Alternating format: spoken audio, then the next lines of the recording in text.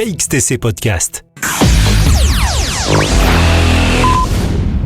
Le samedi 25 et le dimanche 26 février 2023, à la salle polyvalente aux Arcs-sur-Argence dans le Var, aura lieu le salon de modélisme.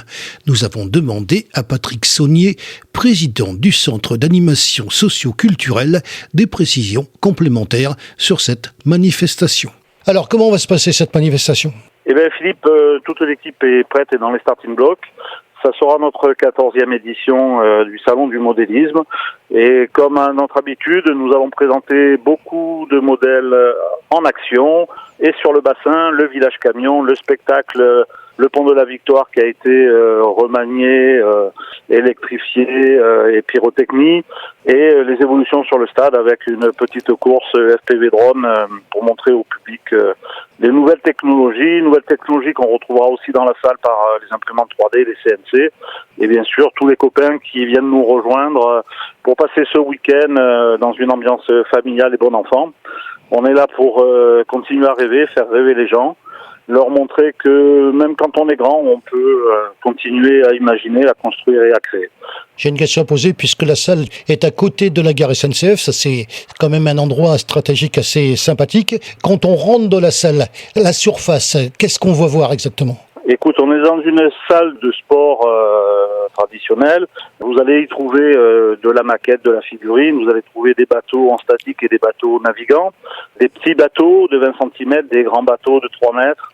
Des petits avions de 20 grammes à des avions de 40 ou 50 kilos. Des avions en impression 3D, des camions, de la figurine Wargamer, du train bien sûr avec le réseau de train de la section du CAC des Arcs. En fait, c'est un salon pluraliste. On y trouve à peu près toutes les disciplines de manière à montrer au public un petit peu tout ce qui peut se faire dans ce domaine-là. Les heures d'ouverture ? Alors, nous accueillons les amis, le public à partir de 9h le matin, fermeture de la salle à 18h le soir, et ce pour le samedi et pour le dimanche. Nous avons une petite restauration sur place si les gens veulent rester entre midi et deux. La salle reste ouverte. Nous avons essayé de faire au mieux pour accueillir toutes les personnes qui viendront nous voir. Habituellement, on reçoit entre 1500 et 2000 personnes sur le week-end. C'est justement la question que j'allais poser. Donc, retour du public qui vient voir cette manifestation qui, maintenant, je pense, a acquis suffisamment de notoriété.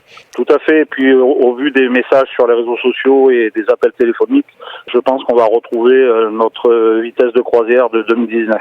Cette année, nous allons représenter le spectacle de chars sur un diorama de 18 mètres de long sur 4,50 mètres de large, avec la particularité que tous les villages ont été éclairés, les miradors sont fonctionnels, les cheminées fument, tout ça géré par des cartes Arduino. Nous avons fait des cours de programmation.